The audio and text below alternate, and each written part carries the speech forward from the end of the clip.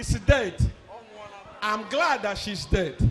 She will meet our great-grandfathers. It's going to be war. I'm telling you the gospel truth. The passing of the queen has brought out a lot of supposed prophecies from prophets who are saying that they prophesied her death and whatnot and all that entire hajjaz. We made an entire episode on that. If in this particular episode we're talking about two particular people that were not on the mourning side. First of all, being Prophet Seer 1, also known as Andrew, who was a prophet who was here in South Africa at one particular point. He was in Zambia at one particular point. There was a war between him and another prophet by the name of Ian Genesis at one particular point. Hey, there's a lot that is happening. And at one particular point, I remember he was claiming that he has a power. He has the highest power called do as I say. And he said that people tried to buy it from him. Some people he rejected. And hey, there was a lot of things that this man them claimed back then. Now, for a long time, we've said Seer 1 is not a prophet of God. But in this series, we're going to not only show that, we're going to kind of break it down in a series. Now, I'm going to include in this video the one of Julius Malema. Julius Malema was also not impressed with the entire thing of everybody saying RIPs for the Queen, and he also had a negative message towards the Queen and all that kind of stuff. So I'm gonna take Seer 1's message, I'm gonna take Julius Malema's message, I'm gonna put them up head in head, and then we're gonna look at other things that Seer 1 says that kind of qualify what I'm talking about here. Now, you might see at the ending of the name that you are looking at, the Chronicles, you might see the Chronicles, you might see part 1 on this first. What it is, it's a series of videos that are meant to show the overall subjects that are most important to cover about a particular church figure. And on this one, we are doing Prophet Seer 1. In this episode, we are talking about his attack on the Queen, but we're gonna go to as far as talking about how his version of salvation is actually far from the Bible. So I don't know how he runs a church with that. But also we're gonna look at how he reads the Bible, or how he reads into the Bible. We're gonna do both, and so it's a lot to take in, but we gotta break it up in episodes so that it doesn't become too much and we end up discussing too many things in one episode. So hey, while you are at it, you can check out the other videos that are down in the pinned comments. It's Ricky, and let's get talking. Hey, people tweet, hey, we mourn the Queen. By mourning and praising the Queen, you are celebrating colonialism. You are not different from Helen Zille. We were not colonized by the land called Britain. We were colonized by the leadership of Britain that killed our people. So we must not be asked to do wrong things here. We are very clear. The Queen does not represent anything good. Britain has got a lot of gold, yet they don't have a single mine of gold. So those were the words of Julius Malema. He was stating why he doesn't mourn for her. He was talking about the people that might have died in the process, and the gold, them taking up gold that they don't even have mines for, and the idea of property possession type of a subject that he's talking about. Now, for a preacher, you will think, okay, maybe he is on the attack, but it's different. This is what Andrew had to say. I was watching the documentary of Queen Elizabeth. If you go to England, many people are not celebrating. Many people are not even mourning him. People have gone for their business. But in Nigeria, your neighbor died, you don't care. You got your business. But somebody, a woman that masterminded, he will go to Queen Elizabeth. If you go to the Bank of England and see gold from Africa, they say there is 400,000 pieces of block gold. The people that are digging that hole, the gold in Congo, are suffering. They cannot afford anything. And there is someone here in Africa that said that the University of Osaka should be named Queen Elizabeth. What did Queen Elizabeth do for us? Congo, if you go to Congo and dig ground between these feet to this feet. Choco choco, give with the gold. They went and caused katakata in Congo. So that while they are fighting each other, they are collecting the gold.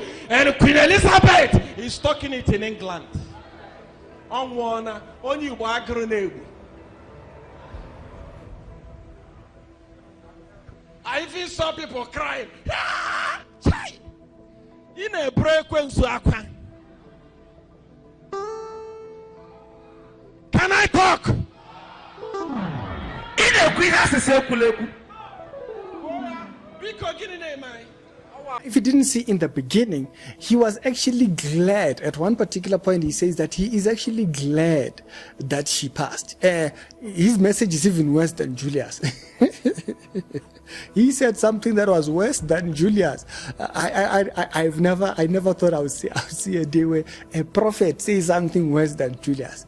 That's a day to live to actually see. And so he is almost in jubilation, and he says the reason for his jubilation is what exactly? She's dead. I'm glad that she's dead. She will meet our great grandfathers. It's going to be war. I'm telling you the gospel truth.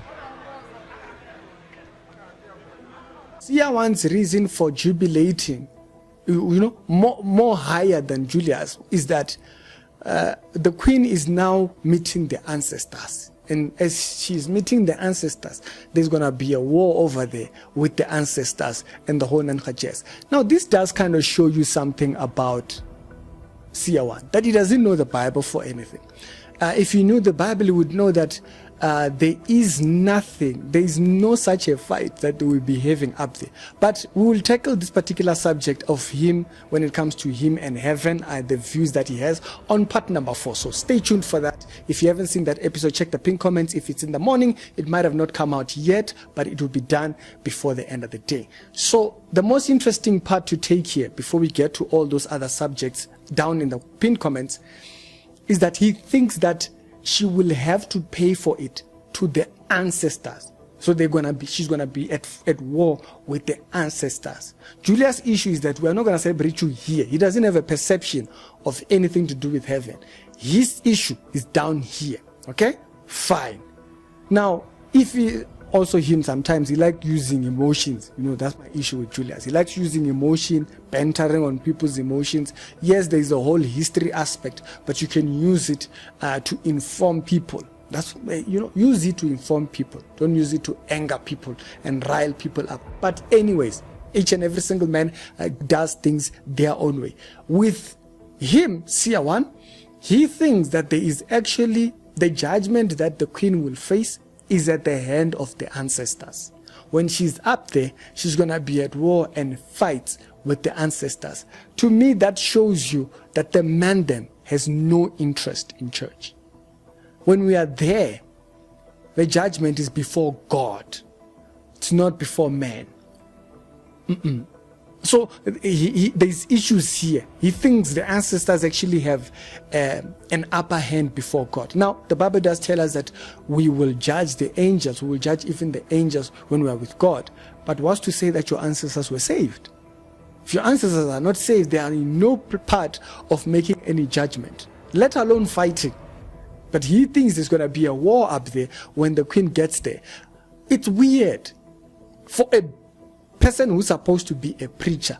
You would think that they think differently about this thing, but this kind of shows you that you have a lot of people that are imposters, that they've brought in damnable heresies. And the heresy of Andrew here, or also known as Seer one, is that he has a very bad, distorted view of what happens in heaven before God. He thinks they'll be there fighting. Bad perception. Now, you might have your political views. We are not political here. Here we are biblical. You want to talk political, go over there. Okay?